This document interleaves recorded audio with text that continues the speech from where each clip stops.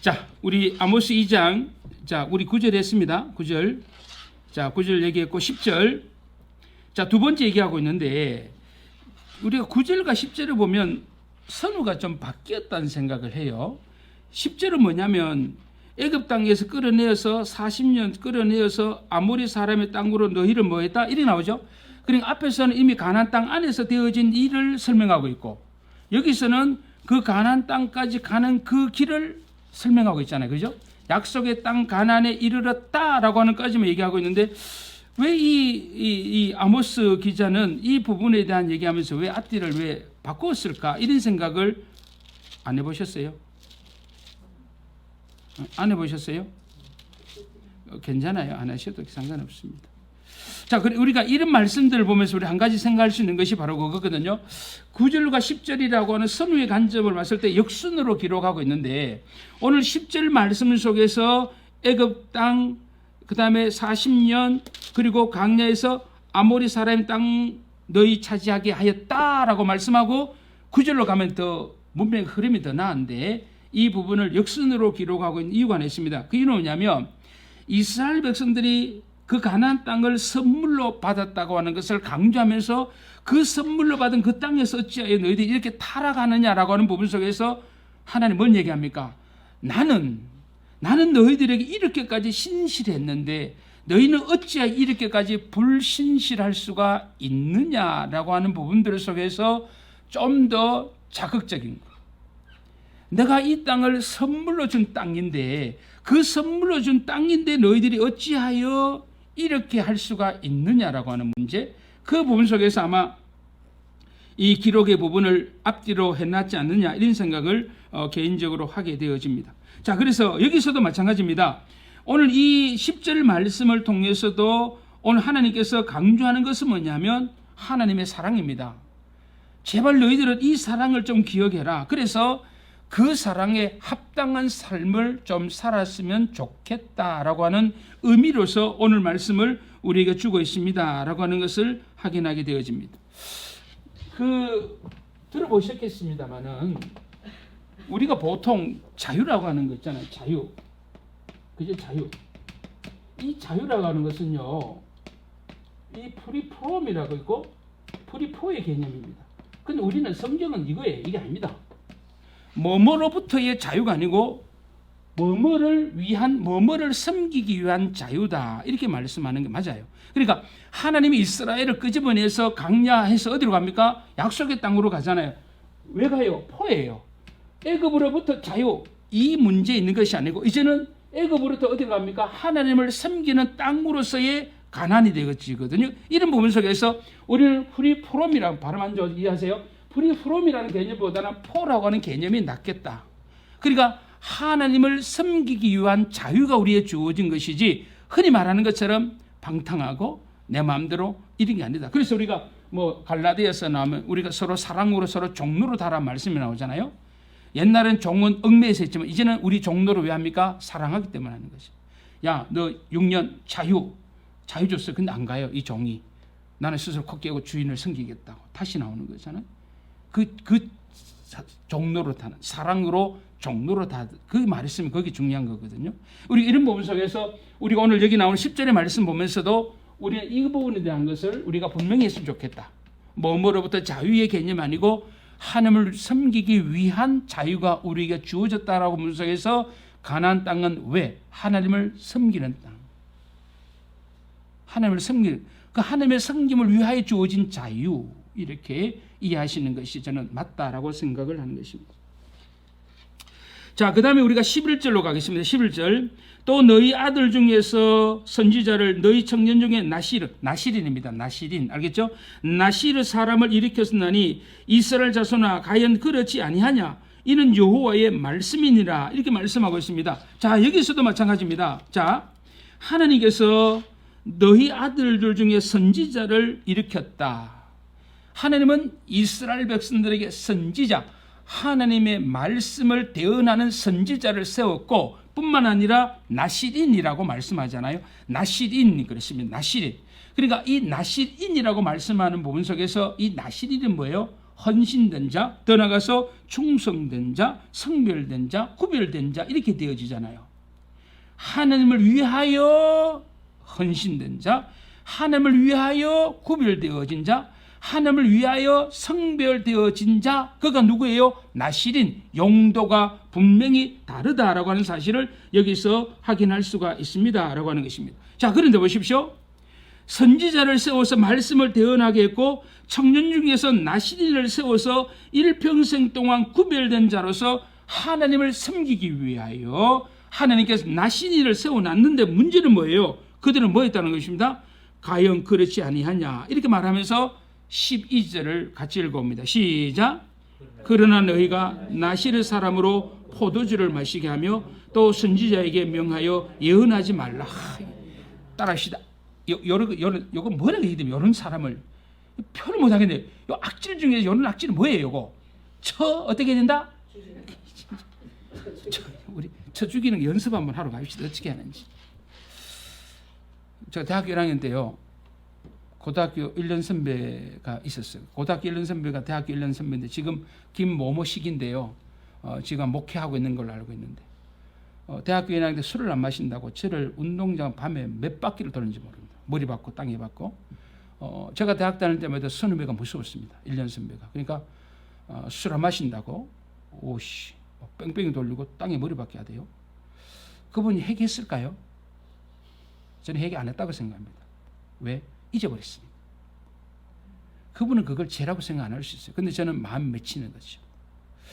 그분이 예수를 믿는 사람이었고 그 예수 믿는 사람으로 찬양대 되었고 그 열심히 믿는 사람이 술 안 먹는다 뺑뺑이 돌리고 머리 박게 하고 진짜 뭐 올라왔죠. 진짜 올라왔어요. 근데 제가 받았을까요? 안 받았을까요? 안 받았어요. 저는 깨갱이에요. 왜? 저는 약해요. 저는 거인이 아니거든요. 근데 여기 보면 나실인에게 포도주를 마시게 하잖아요. 하나님이 이스라엘 백성들을 가운데 구별하여서 하나님께 헌신자의 삶을 살기 위하여 나실인을 세웠다. 근데 그에게 포도주를 마시게 합니다. 선지자에게 예언하지 말라고 말합니다. 이건 뭡니까? 하나님을 해방하는. 그렇죠? 하나님의 일을 해방하는 거잖아요. 이거 보통 문제가 아니거든요. 우리 여기 이 지사님 계시지만 그 전에 우리가 대학 다니면 선배가 못 썼고 선배 앞에 어디 있습니까? 그러죠? 그 제일 곤욕이 회식할 때예요.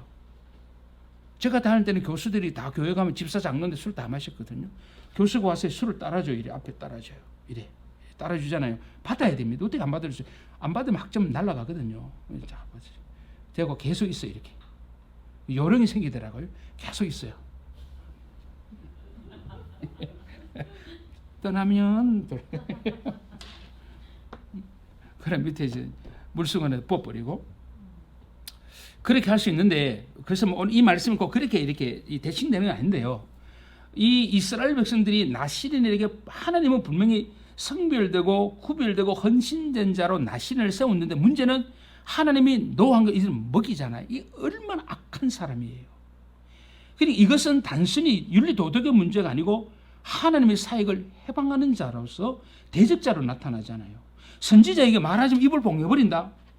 여기 제가 조금 뒤에 말씀을 드리겠습니다만은 이스라엘은 이런 부분 속에서 지금 뭐예요? 철저하게 배교의 길을 걸어가고 있습니다라고 하는 것을 여기서 확인할 수 있다는 거잖아요. 사람이 이럴 수 있을까요? 아니 여러분 성도들 가운데 자기는 그래요. 나는 술에 대하여 자유해요. 괜찮아요. 좋습니다. 그런데 저 성도는 술로 인하여 자기 자신의 신앙을 지키려고 몸부림치는데 우리 가서 막 강제적으로 술을 마시간 이건 아니라 이 말이죠. 우리는 믿음이 강한 자가 믿음이 약한 자를 뭐 하라죠. 성경에는요. 믿음이 강한 자가 믿음이 약한 자를 뭐 해야 되냐 성경 말씀하고 있잖아요. 그 우리가 믿음이 강한 자라면 오히려 믿음이 강한 자가 약한 자를 배려해야 되는 거 아닙니까? 나는 술 마실 수 있다고요. 그런데 내 옆에 사람이 그것들을 실족하면 나는 안 마셔야 되고 바울이 얘기하잖아. 고기 안 먹는다 이 말이나. 바울이 그렇게 얘기하잖아요. 그런 부분들. 우리가 이런 말씀들을 보면서 느끼는 것이 뭐냐면 사람이 이럴 수도 있구나. 아니 같은 이스라엘 교회의 성도잖아요. 같은 성도 중에 나스린이고 같은 성도 중에 하나님의 선지자를 보내놨는데 어떻게 이렇게 할 수가 있느냐라고 하는 문제. 자, 우리 성경을 우리 한번 돌아봅시다. 사사기 13장으로 한번 가보겠습니다.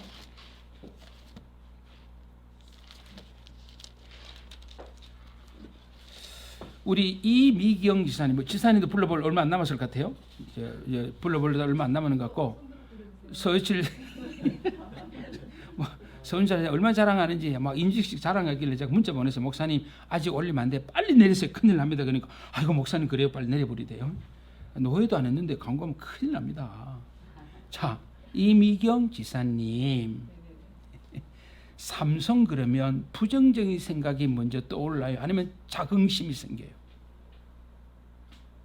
아니면 어렵게 고민하면 틀려요 이미? 두 개 다요? 안쓰러워요?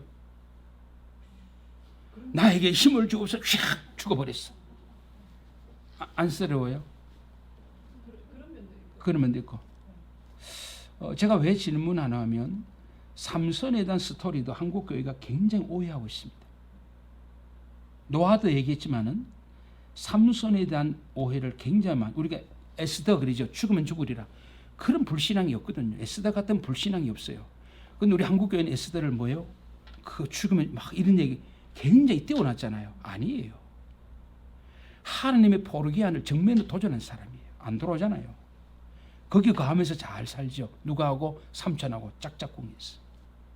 우리는 모르드게도 굉장히 한국 교회가 오해하고 있는 대표적인 인물입니다. 그리고 삼손도 굉장히 오해하고 저평가되어 있어요. 아닙니다. 이 삼손의 본문을 잘 읽어보시기 바라요. 진짜 제대로 잘 읽으면 삼손은 정말로 위대한 사사요, 하나님 일꾼이에요. 그런데 성경에 나오는 많은 인물 중에 좀 한국 교회 저평가되었고 오해하는 사람이 정말 많아요. 이거 좀 강단에서 바로 세워야 됩니다. 이 문제는. 제가 오늘 그걸 세울 수 있는, 제가 물어보는 게 뭐냐면, 우리가 많은 부분 삼성 그러면 막 너무 그냥 애들한테, 주일학교 아이들에게 스토리 설명하는 식으로 삼손을 너무나 많이 각인을 시켜놔가지고 그것이 안 지워져요. 어른이 돼도. 나중에 한번 기회가 주어지면 삼손에 대해서 한번 적나라하게 한번 진짜 봤으면 좋겠어요. 자, 13장 25절. 자, 13장 25절 같이 읽어요. 시작. 소라와 에스드올 사이 마하네단에서 여호와의 신이 비로소 그에게 뭐요? 감동하시니라. 자, 삼손 사사, 삼손 여호와의 신 성령이 그에게 뭐였다? 감동. 이렇게 말씀해 주고 있습니다. 14장으로 갑니다. 14장 6절. 삼손이 여호와의 신에게 크게 뭐요? 감동이 되었다. 손에 아무것도 없었다. 쳐 죽였다. 이렇게 말씀을 해주고 있습니다. 19절. 14장 19절. 여호와의 신이 삼손에게 뭐요? 크게 임하였다. 이렇게 말씀을 해주고 있습니다. 자, 15장으로 갑니다. 자, 15장 14절로 가겠습니다. 14절. 거기도 마찬가지입니다. 중반에 보면 소리 지르는 동시에 여호와의 신의 권능이 삼손과 같아서 그 결박됐던 손에서 떨어진지라. 이렇게 말씀해 주고 있습니다. 지금 삼손에 대한 얘기를 할 때 성경은요 계속 뭐에 관심이 있어요? 여호와의 신이 이렇게 말씀한다니까요. 삼손이 뭐 들이를 하고 그 사건을 이해하는 거 아닙니다. 분명히 그것이 잘못되었음에도 불구하고 그것으로 인하여 삼손의 전체적인 삶이 묻혀서는 안 된다는 얘기죠.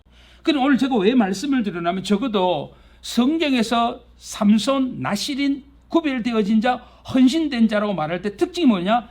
여호와의 신의 성령의 인도함을 받는 사람들이었다라고는 알 수가 있잖아요. 그러면 여기서 말씀하는 것처럼 성령의 인도하심을 받는 사람들이었는데 오늘 성경은 뭐라고 말씀합니까? 오늘 그들에게 술을, 포도주를 마시게 했다 이 말이잖아요.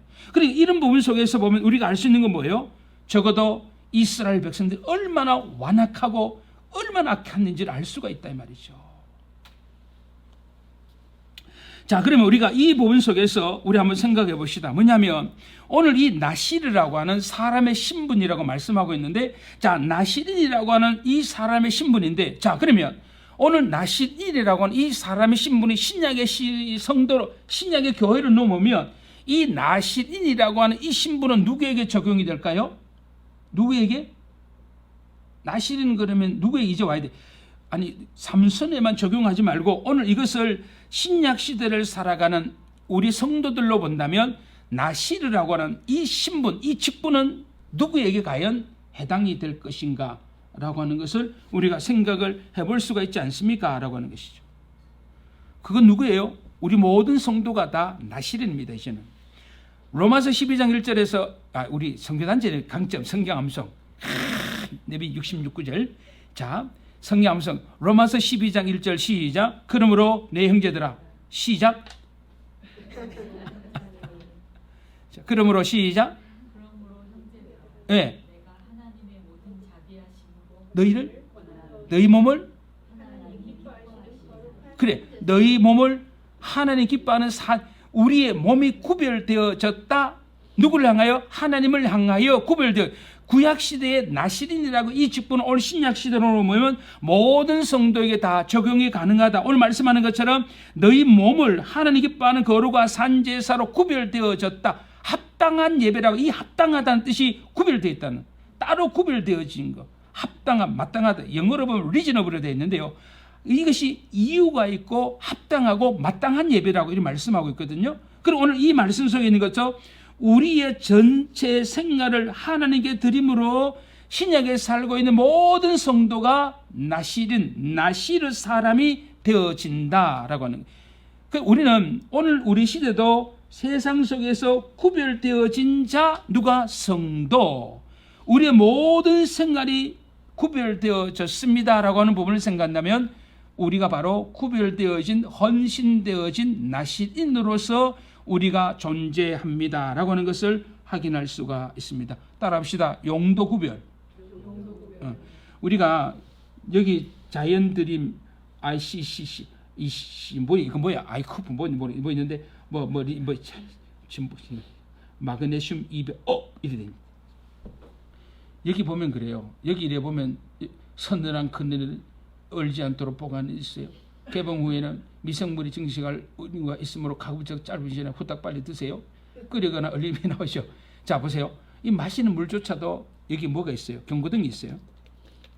우리가 제품을 사면 제일 먼저 뭘 찾아봐요? 용도. 어떻게 이것을 사용해야 제대로 잘 사용하겠어요? 이게 중요한 거잖아요. 그러니까 하나님은 우리도 용도가 구별되어 있다. 오늘 신약의 우리 모든 성도로 나시르 사람으로 존재한다. 세상 속에 우리를 구별하여 세웠고, 우리를 구별하여 세워서 하나님 앞에 산 제물로 드리도록 우리를 그렇게 구별하여 세워 놓으셨습니다. 이렇게 말씀하고 있다는 거죠. 우리가 이런 부분 속에서 우리는 구별되어진 자.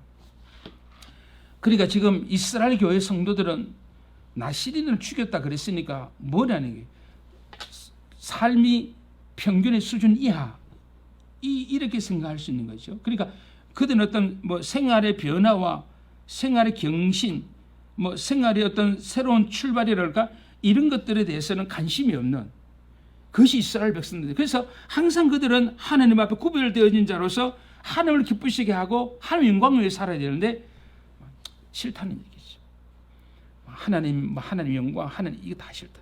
내 만족, 내 기쁨을 위해 살고 싶은데 왜 하나님은 나시린을 세워서 왜 이렇게 우리를 귀찮게 하느냐라고 하는 것이죠. 개혁이라고 하는 건 참 어려워요. 개혁이라고 하는 단어 자체가 늘 바꿔나가야 되거든요. 늘 새롭게 나가고 늘 변화시켜 나가야 되고, 참 이게 쉽진 않은 문제인데 우리가 이런 말씀 보면서 느끼는 것이 바로 아모스 시대의 이스라엘 백성들의 삶이 어떤 삶이었는가. 생활의 변화라든지 구별이라든지 개혁이라든지 관심. 그저 자기를 기쁘게 하고 자기를 즐기게 하고 자기를 만족, 그냥 이런 삶에 심취되어 있던 것이 바로 구약 아모스 시대 이스라엘 교회 성도들의 실상이었다는 사실을 여기서 확인을 해줄 수가 있는 것입니다. 자, 그리고 우리 더 나가서 예언하지 말아라 이렇게 말씀하고 있는데요. 우리가 이미 말씀을 드린 것처럼, 자, 예언하지 말아라. 더 이상 하나님의 말씀이 듣기 싫다는 얘기잖아요. 그렇죠? 하나님의 말씀은 듣기 싫습니다라고 하는 것인데, 자, 하나님의 말씀을 듣기 싫다라고 하는 부분 속에서 우리가 생각하는 건 뭐냐면, 자, 우리 에베소서 6장에서 하나님의 말씀을 뭐라고 표현해요? 에베소 6장 하나님의 말씀을 뭐라 그러죠? 아니, 다 하는데 왜 안 해요? 하나님의 말씀을 성령에 뭐라 그랬어요? 성령의 검이라 그러잖아요. 성령의 검이 하나님의 말씀인데, 검. 자, 오늘 이거 보니까 더 이상 하나님 말씀 듣기 싫습니다. 이것은 성령의 사역을 가로막는 행위가 되어진다. 왜? 하나님의 말씀은 성령의 검이다 라고 하는 부분이죠. 그래서 말씀을 가로막는다는 것은 성령을 해방하는, 성령의 검이라고 하는 성령의 사역을 가로막는 것이 뭐냐면 예언하지 마십시오, 말씀을 전하지 마십시오 라고 하는 것이 되어진다. 이거 엄청난 얘기잖아요. 하나님의 말씀 듣기 싫다는 거지.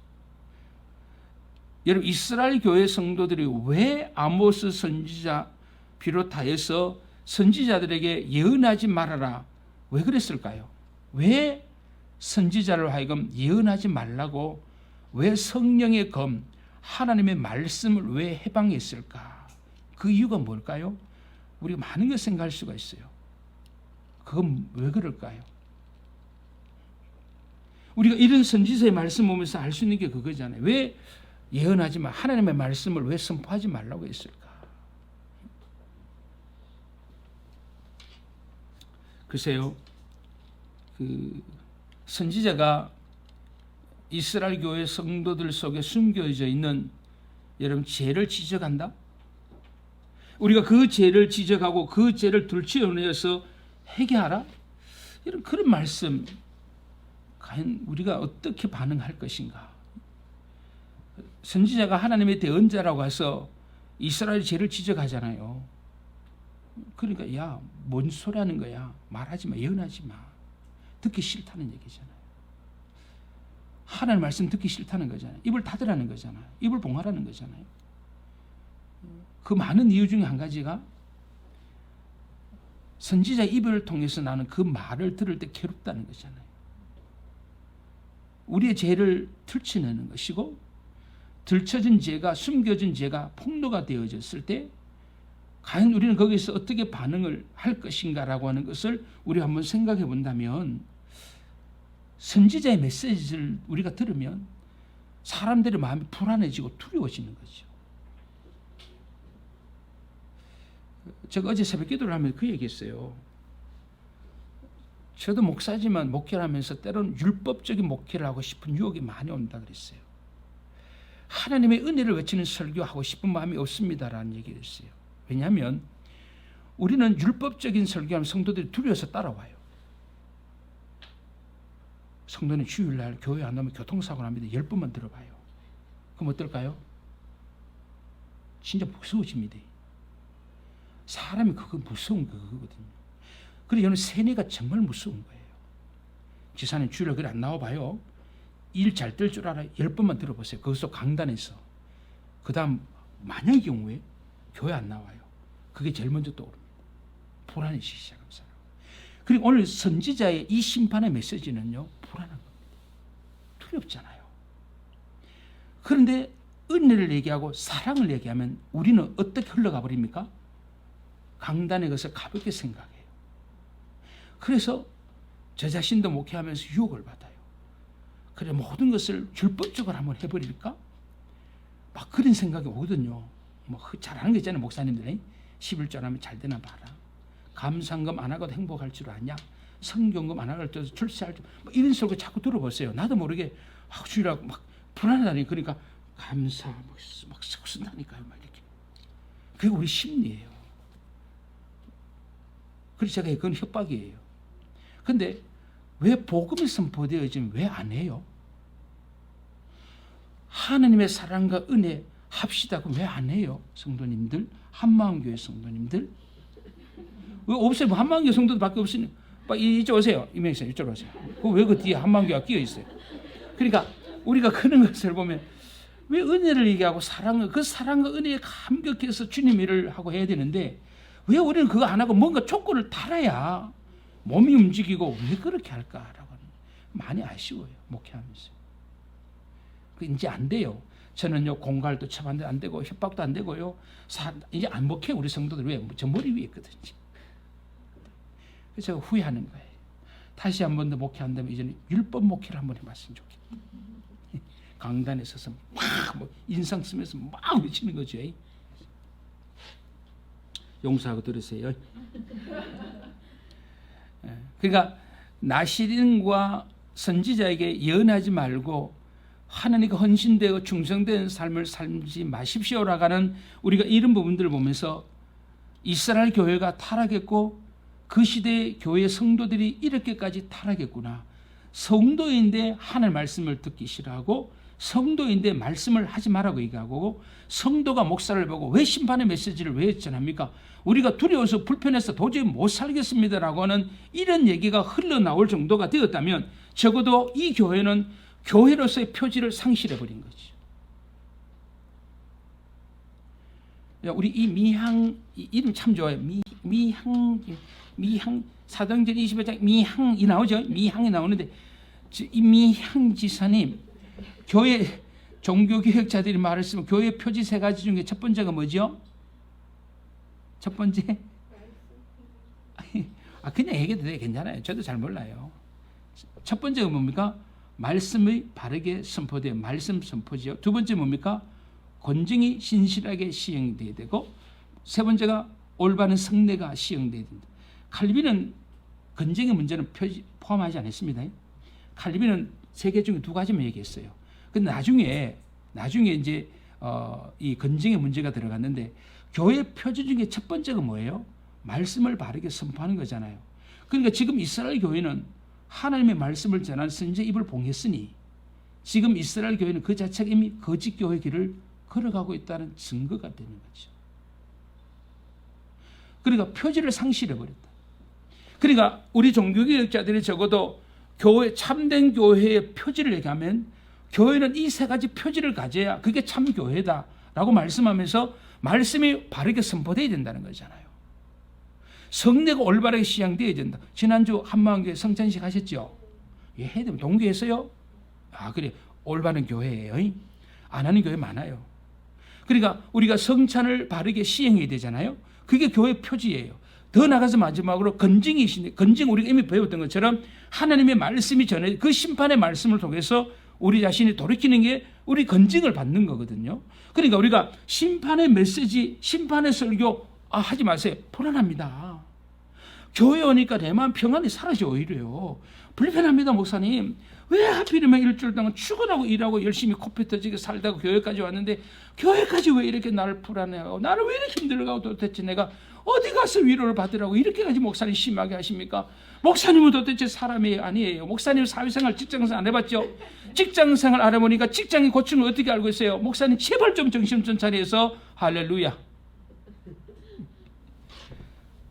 아니 목회자가 하나님의 말씀을 전하는데 그것이 내가 불편하다고 불안하다고 우리 하나님의 말씀이 안 된다고 말한다면 그때부터 이미 표지가 상실되어지는 거예요. 그래서 이러한 거짓 교회 선지자가 교회에서 말씀을 선포하지 못하고 하나님의 계시가 이스라엘 교회로 인하여 거부되어졌을 때 드디어 하나님께서 뭐예요? 안 되겠다. 심판의 선언을 하시고 앞에서 말씀했잖아요. 서너 가지 죄로 인하여 라고 말씀하면서 이제 안 되겠다. 하나님의 임박한 심판, 최후 통첩을 하는 거지.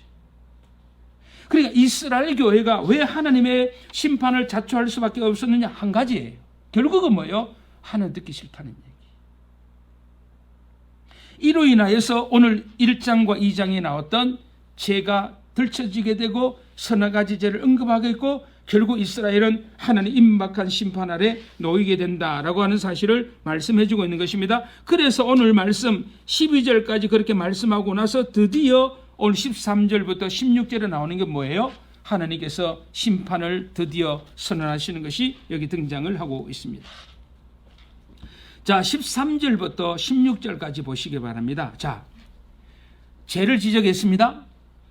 그럼 하나님께서 뭐예요? 내가 얼마나 너를 사랑했는데 라고 말하면서 가나안 땅을 얘기하고 출애굽의 광야를 얘기하고 선지자를 얘기하고 나시를 얘기하면서 내가 너희에게 이렇게 은혜와 사랑을 베풀어 줬는데 너희들이 어찌하여 이럴 수가 있노. 따라합시다. 여보. 따라해요. 여보. 여보 없는 분 있어요? 여기 혹시 용서하고 들으세요? 이미양 씨는 여보 안 계세요? 그거 했죠. 그럼 얘기하셔야지. 따라해. 여보. 해도 너무 그거 한마디만 하면 돼요. 여보 정말 당신 해도 요 정도까지 얘기할 정도 되면 이제 아내는 터지기 직전이죠. 해도 어떻게 그럴 수 있어? 당신 그러면 안 되지. 그 다음 따라합시다. 그러면 안 되지. 천벌을 받지. 그지? 하나님이 오늘 얘기하는 거예요, 지금. 너도 해도 너무하다. 내가 이렇게까지 했는데 이렇게까지 해야 되겠니? 하면서 오늘 13절 이하에 하나님의 드디어 그들의 악한 행동에 대한 심판을 선언하고 있는데, 이 심판 하나님은 그림으로 딱 그래서 보여줍니다. 그래서 사람은 시골에서 태어나야 돼요. 여기 도해지 출신이 있어요? 참 불행한 겁니다. 다시 태어나거든 시골에서 태어났어요. 자, 하나님 심판할 그림을 그려줍니다. 뭐라 그려줍니까? 곡식단, 박정숙 집사님 단이 뭔지 알아요? 곡식단이 뭐예요? 그림책에서 본 거죠. 들에서 이를 허리를 굽히고 새끼줄을 갖고 매봐서 들어봐야 허리도 아파 보고, 그래야 나락단 들 때 세게 들면 돼요, 안 돼요? 세게 들면 쫓아나요, 집에서요. 왜? 이삭이 떨어지면 혼나거든. 이삭 주기 해봤어요? 이삭 주워가지고 참외 사으면 얼마나 맛있는지. 여기 뭐 곡식단을 가득히 실은 수레. 수레가 뭔지 알아요? 박정숙 집사님. 수레가 뭐예요?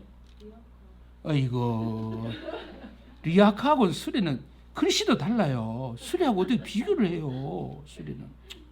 이미향 지사님. 수레가 뭔지 알아요?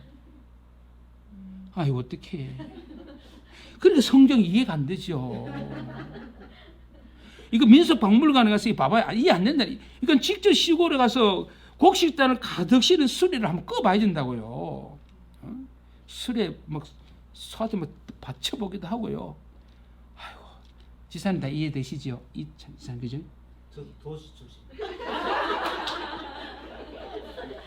안 돼요. 성경은 농경 문화를 바탕으로 하고 있기 때문에 이걸 이해하지 못하고 어떻게 성경을 이해해요? 달구지 알죠? 달구지. 야, 거기 타봤어요? 거기 타면 먹은 거 다 체증이 다 내려갑니다. 덜커덩 하면요, 얼마나 그런데 갔는데 이 소가 똥을 싸버려. 앉아서 잉하네만 똥을 팍 싸버립니다. 근데 그 똥 냄새도 아름다워요. 소똥 냄새는 진하다 안 진하다?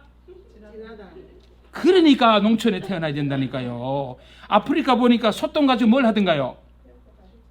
벽도 바르고. 소똥은 냄새가 난다 안 난다? 안 나요. 풀만 먹어가지고. 아이고 세상에. 아니 뭐 저를 동물의 원숭이 보듯이 봐요. 아프리카 뭐 똥들, 말똥, 소똥들을 다 막 이렇게 벽 바르잖아요. 물론 그 공기 순환도 좋은데요, 냄새가 안 나요. 그 제가 시골에 자랄 때 소똥에다가 막, 소똥 알죠? 이 냄새 안 난다니까. 사람하고 달라요. 여러분 소똥 요리에 나눠자면 이거 뭐 예쁘게 나요. 예쁘게 막 이렇게 나눠잖아요. 거기 손을 싹 집어넣어가지고 딱 윙 돌리면 막 장난감도 되고. 공부 안 할래? 뭐 이해가 돼요, 공부. 정서적으로 이렇게 계획하면 무슨 공부를 해요? 아니 정서 이해되면 제가 13년 설명 안 해도 한다니까요. 막 그림이 그려지잖아요. 아유 어떡해.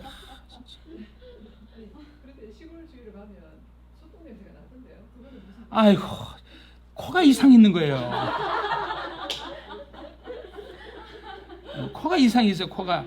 똥 중에서 제일 지동한 똥은 무슨 똥? 무슨 똥 냄새? 닭똥. 닭똥은요 한 달 씻어도 냄새가 안 지워집니다. 그 지산 청도에 보면, 가수원 이런 데 보면 겨울에 똥을 이렇게 비료식으로 뿌려주는데요, 문 닫아야 됩니다. 한번 들어와버리면 안 나가요. 여러분 닭똥 냄새가 진짜 독합니다. 실험해봐요. 알겠죠? 가서 닭똥 뭉쳐가지고 한번 해봐요. 근데 소똥은 거기에 비하면 진짜 냄새 안 나요. 진짜 냄새 안 나요. 냄새 안 나요. 이 어떻게 설명해? 정서적인 가지고 어떻게 제가 책임을 져줘요? 자, 곡식단을 가득히 실은 뭐요? 수레가 흘러. 이게 또 이해가 안 되네. 여러분 집을 가득히 실은 수레가 지나갑니다. 그러면 그 수레가 지나간 그 짜고 밑에 땅은 어떻게 하면 다져지잖아요. 완전히 짓눌러 버리잖아요. 오늘 여기서 말씀하는 건 뭐예요? 완전히 짓눌러 버려. 무거운 짐을 실은 수레가 마차가 막 짓눌러 버리는 거죠. 완전히 짓눌러서 완전히 초토화시켜 버리는 거예요. 그래서 오늘 말씀하는 것이 뭡니까? 하나님은 심판하셔요. 근데 뭐다? 오늘 이 심판을 통해서 너희들은 수레가 막 짓눌러 땅을 막 단단하게 만들어 보듯이 내가 너희들을 진멸하여 버리겠다고 말씀하는 거죠. 이 말씀 이사님, 오늘 목요일이죠. 도산서원 가요. 가서 여보, 당신 장로 되고 싶어? 당신 시골을 이해하지 못하는 장로하지 마라. 장로가 어떻게 이것도 모르는 가자. 그래서 도산서원은 그 이마 쪽에 가서, 아니 이마 쪽에 도산서원 그쪽 가서 시골에 가서 달구지 가서 직접 한번 끌어보고 그래 하세요. 맨발로. 밭에 들어가는데 신발 신고 들어가면 그러면 쫓겨납니다. 밭에는 항상 맨발로 들어간다. 항상 맨발로 들어가면 지압도 되고 발도 보들보들해지고 진짜 좋거든요. 그렇게 하세요. 진짜 임직식 가서 물어볼 거야. 나 진짜. 자, 내가 너희를 이렇게 너희 자리에 너희를 뭐 한다? 누른다 그러지 마세요. 여기 완전히 짓눌러 버리는 겁니다. 짓눌러 압사하는 거 있잖아요. 완전히 짓눌러 버리는 거죠. 깨구리 있죠. 이창산에 깨구리 시골에서 많이 보죠. 제가 깨구리를 너무 많이 잡아 팔았어요. 깨구리 저기 100마리 갖다 주면 그때도 500원 줬거든요. 깨구리를 잡으면 돌로 허리를 잘라요. 돌로 이렇게. 지금은 못 하겠어요. 지금 너무 제가 마음이 착해 막 믿음 좋고 나서 착해 제가 못 하는데 옛날 초등 중고등학교 되면 막 모내기 할 때 막 깨구리 많잖아요. 깨구리 잡아다 택이 딱 치면 땅에 쫙 뻗어요. 그렇지 깨구리 진짜 그래요. 뻗으면 쫙. 아니 김정은 성도는 왜 저를 이상하게 봐요? 저 정상이에요. 그 깨구리를 잡아서 택이 치면 이가 쫙 사실 떨어요. 그러면 제가 돌을 갖고 허리를 샥 하면요 분리가 되잖아요. 그러면 껍질을 딱 벗기면 석쇠 구우면 정말 맛있습니다. 제가 그걸 많이 먹었거든요. 근데 이제는 깨구리가 없어요 시골에. 아니 김정한 성도님 저를 한번 봐봐요. 아니 왜 그렇게 생각해요? 우리 달리 깨구리 때문에 농사 못 지었어요. 지금 그러면 안 돼요. 그래서 그 깨구리 쫙 이거예요. 하나님이 이스라엘을 완전히 짓눌러 놨어요. 완전히 짓눌러 보니까 뭐예요? 그냥 끝난 거예요. 그냥 완전 압사당하는 걸 말해요. 오늘 깨구리가 객이 있네. 근데요, 그 깨구리 있잖아요. 석쇠에 올려놓고 소금에서 구워 주잖아요. 먹으면서 이 뭔데? 뭔데? 우와 막 이래요 보통 사람들. 그분들이 저보다 더 나쁜 사람이에요. 자, 그다음 보세요. 자, 하나님께서 심판하시는데 보세요. 그 심판을 말하면서 아무도 이 심판을 피할 수가 없습니다. 이것을 가르치기 위하여 7가지 예를 들어 설명합니다. 꼭 7가지 잘 보시기 바랍니다. 14절부터 잘 따라오시기 바랍니다. 첫째로 빨리 다른 박질하는 자도 도망할 수도 없고, 두 번째로 강한 자도 자기 힘을 낼 수도 없고, 용사도 자기 목숨 구할 수도 없고, 활을 가진 자도 설 수가 없고, 발이 빠른 자도 피할 수가 없고, 말 타는 자도 자기 목숨 없고, 용사전 굳센 자 그날 없다 그러잖아. 이게 뭐예요? 전부 다 없고 다 한다네. 야, 너희들이 하나님의 심판을 도망갈 수 있을 줄 알아? 너희들 어느 누구도 도망가지, 어느 누구도 피할 수가 없고, 어느 누구도 하나님의 심판을 도망갈 수 없어. 아무리 발이 빠라도, 아무리 강하고, 아무리 활이 있고, 아무리 용사도 있고, 아무리 너희들이 말을 잘 탄 잘지라도 하나님의 이 심판에서 너희들은 절대로 벗어날 수가 없다. 그래서 하나님께서는 오늘 이 아모스를 통하여 말씀합니다. 내가 너희들을 짓눌러 버려서 완전히 압사하여 완전히 너희들 죽어버릴 텐데, 진멸할 것인데 이 심판은 절대로 피할 수가 없는 심판이다라고 해서 7가지 예를 들어 7은 하나님의 수, 충만수 이렇게 말씀드렸잖아요. 그러니까 이 하나님의 심판은 어느 누구 한 사람도 피할 수 없는 완전한 심판과 완전한 멸종, 그것이 진멸, 그렇게 될 거, 이렇게 말씀. 그러니까 하나님의 심판 어쩌다가 뭐 피할 수도 있고 어쩌다가 안 된다. 절대로 피할 수가 없다라고 하는 사실을 우리는 꼭 기억했으면 좋겠다라고 하는 것입니다. 자, 요한일서로 가보겠습니다. 자, 요한일서로 가봅니다. 요한일서 4장 18절로 가보겠습니다. 요한일서 4장 18절. 자, 찾았으면 같이 한번 합독해 봅니다. 4장 18절 시작. 사랑 안에 두려움이 없고 온전한 사랑이 두려움을 뭐요? 자, 사랑 안에 두려움이 있다 없다? 온전한 사랑은 두려움이 있다 없다? 사랑 안 해보셨어요? 여기 잘 보세요. 우리는 하나님의 심판을 얘기할 때요, 그저 하나님의 심판, 우리를 겁주고 우리를 겁박하고 우리를 두려움으로 내몰기 위한 심판이 아니다라고 하는 거죠. 참 놀란 것은요, 다시 이 땅의 파루시아, 우리 예수 그리스도의 최종적인 파루시아, 최종적인 강림이 있잖아요. 우리 예수님의 최종적인 강림이 있을 때 최종적인 심판이 행해지게 되어지는데, 우리를 심판하시는 그분이 누구예요? 나를 위하여 십자가에 죽으신 그분이 심판주로 오시는 거예요. 그래서 사랑에는 두려움이 있다 없다? 없어요. 그러니까 우리는 하나님의 심판을 무조건 겁을 먹고 두려워하는 자가 되어서는 아니 된다. 그 하나님의 심판은 하나님을 사랑하는 자에겐 두려움이 아니다. 그러니까 우리가 심판 그래 무조건 겁먹고 도망가면 된다 안 된다? 목사님이 강단에 심판 메시지 기다리면 된다 안 된다? 돼. 그건 또 돼요. 우리가 이런 말씀을 보면서 느끼는 것이, 하나님의 심판이라고 하는 것을 마귀는 두려워하지는 말아라. 겁주기 위해서 이 말씀을 주고 있는 것이 아니다. 그래서 사도 요한을 통해서 사랑에는 온전한 사랑에 두려움이 없다 말씀하잖아요. 우리가 하나님을, 주님을 온전히 사랑하는 그 사랑하는 신자에게는 이 심판이 두려움이 아니다. 하나님의 사랑. 매를 들고 있는 엄마의 모습 속에 엄마의 사랑을 느낄 수 있는 자식, 그겁니다. 우리 오늘 하나님이 아모스를 통하여 이스라엘 교회의 심판을 선언하고 있지만, 우리가 그 심판을 통하여 막연히 두려워하고 겁을 먹는 신자 되지 말자. 진짜 사랑이 뭔지를 몰라서 그래요. 하나님을 진실로 사랑하는 자에게 그 심판은 두려움이 아니다. 아셨죠? 주님이 다시 오십니다. 겁먹고 산속으로 도망가고 그렇게 하지 말고요. 사랑하는 자에게는 두려움이 없어요. 사랑에는, 온전한 사랑에 두려움이 없습니다. 이렇게 말씀하는 것처럼 우리에게도 하나님의 이런 온전한 사랑으로 인하여 두려워하는 자가 아니라, 우리가 그 하나님의 심판 속에서 하나님의 사랑을 보고 우리가 더 주님을 더 사랑하고 믿음으로 살아가는 이 땅의 삶이 되어야 되겠다. 이런 말씀을 하게 돼요. 오늘은 계획한 대로 진도 다 나갔어요. 진짜 감사해요. 이런 적 없었는데 이제 제가 좀 철이 드나 봐요. 이제 좀 철이 드는데, 우리가 이런 부분들을 우리가 기억하고 이제 2장까지, 3장부터는 조금 내리막길로 갈 수 있습니다. 3장, 4장, 5장은 좀 많이 건너뛰고 예언 부분은 그냥 간단하게 다루고 하면 큰 문제는 없겠다 생각하니까 성경 이 부분들을 잘 유념하셔서 뭐 시험도 없고 그러니까 잊어보지 말고 바라는 건 저희 것으로 소화를 해서, 우리가 이런 아모스의 말씀을 볼 때 뭐 제가 부족하지만 그냥 깨달은 대로 전한 거니까, 이 말씀을 이렇게 이해하고 이렇게 말씀을 우리가 정독했으면 좋겠다. 이런 마음을 가졌으면 좋겠다. 이런 마음입니다. 기도하겠습니다. 하나님 감사합니다.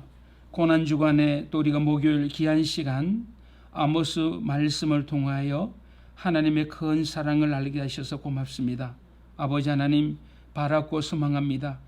우리 하나님의 은혜와 사랑을 입술로만 고백하지 말고 우리의 삶 속에서 좀 더 정직하고 좀 더 진실하며 좀 더 하나님의 은혜 합당한 삶을 사는 것으로 증거하는 저희 모두가 되어지기를 원합니다.